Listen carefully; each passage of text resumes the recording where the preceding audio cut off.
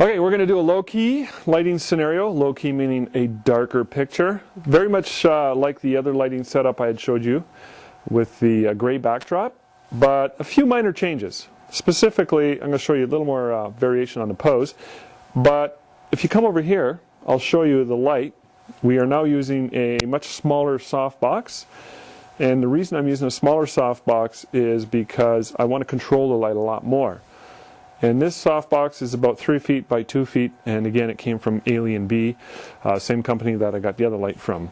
So, the light itself is in a smaller source, so when it comes off and falls off Danielle's face here, it's not spilling so much on the background, and it's not going to affect the rest of the picture. I want to control the lighting a little bit more. Okay, so I've got my reflector. Remember we talked about the reflector. The reflector comes down into her face. I'm going to work with this general pose here. Is what the basic pose is for a full length. Poor Danielle's got no shoes, but she's a barefoot popper here. But we're going to work with that look anyways. We didn't worry about the shoes because I wanted to show you the actual pose, the stance. You can see how she's standing. Her left foot is pointed out, and she's relaxed. All her weight is on her right foot. Her body is turned away from the main light, and her head is going to be turned in this way. Danielle, turn your head that way, but good. Her head is going to be turned into the main light. Now, the kind of lighting we're after is that we want it, this is called short lighting or narrow lighting. The lighting is affecting the side away from the camera. Okay, so the side facing the camera is going to be in shadow. This creates a very nice sculpting effect. The opposite to that is what's called broad lighting. If you turn your head this way, Danielle, good. Look over here. Turn your head a little more. If the light comes in and affects the side that's facing the camera, that's called broad lighting. Typically that widens out the face of people who are skinnier. If you turn your head this way, with narrow lighting, it narrows the face. And if you have a larger face, it makes it look narrower. So it has different effects for different people depending on what you want to do. Somebody with a larger face, you want to narrow it. Somebody with a skinny face, you want to fatten it. However, I prefer narrow lighting all the time, so it's what I work with all the time. I find it's a very pleasing, very effective lighting. So it carves out and creates a nice shadowing effect right here. So turn your head a little more, sweetie. Got it, girl. Okay, so I'm going to add a few more things back here. She's standing, and her shoulders are relaxed, and her hand is across the top of our nice antique chair here. And if you can just kind of lean away, and just kind of like this here, see? Not a girl. Good. Just relax that arm. And I'm going to throw in a couple of props back here. It's a very classic look what we're after. You can tell my table has seen better days. But I did pick that table up at a very, very cheap price because it was all busted up on two of the sides, but I only need one good side. So we're setting up some different props here, and you can get a lot of these things at craft shops and various other stores. And they work really, really well. Okay, we got our fill light. Again, it's very similar to what I was doing earlier. And I want to make sure that the light is coming off, going back into the area that I want it to fill. And then, of course, we have our reflector, which is going to reflect back up into her face. I'm always checking to make sure the light is coming off the reflector. Very, very important. Should never leave that to guesswork.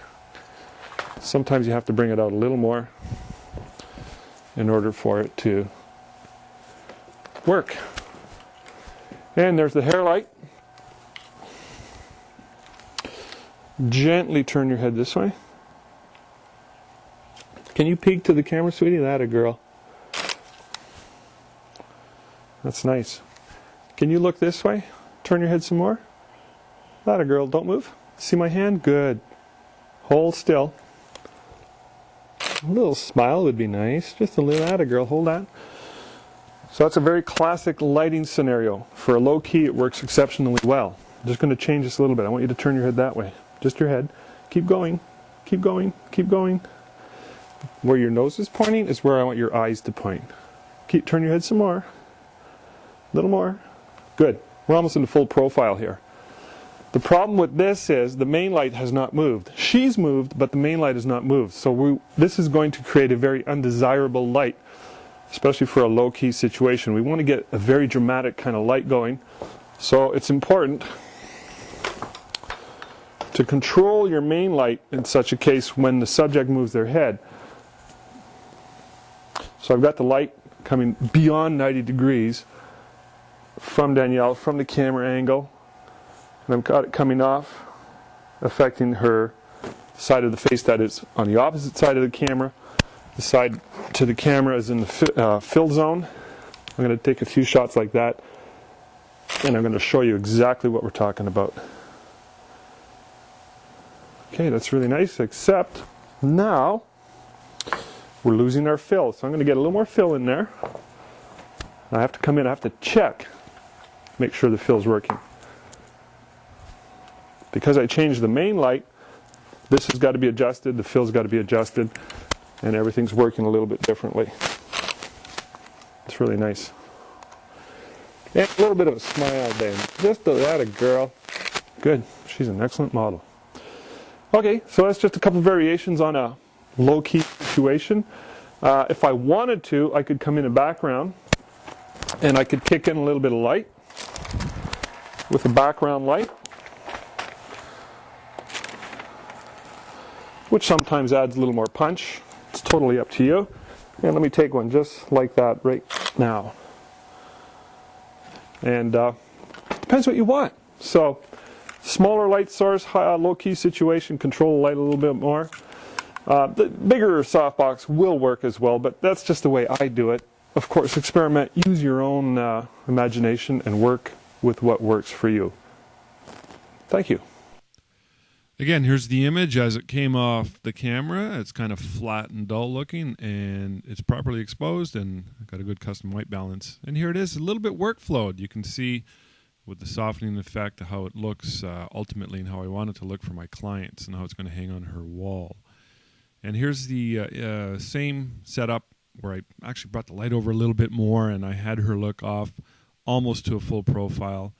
But I can still see both sides of her cheeks, and you can see the light falling off her right cheek. There's like a triangulation on her right cheek on the shadow side. Very classic effect called a Rembrandt effect. You can bring the light over a little bit more and increase that effect a little bit more. And here I'm showing you different variations on the same image, black and white color, and a mix of sepia and black and white in this particular image right here. So again, you can modify these lighting situations a little bit more and have fun with them. And if I wanted to do a full profile, I'd bring that main light even over some more and have her turn into a full profile so that her left side, her left eye doesn't show at all. So here it is again with the backlight. I increased the background lighting by spilling a little bit of the backlight onto the background in this particular case here. You can do that if you want. The first images look fine to me, but it's personal taste at this point in time. Whether or not you want the background to really jump out, you just do it with lighting. So there's your classic basic setup for really nice lighting in a classic style.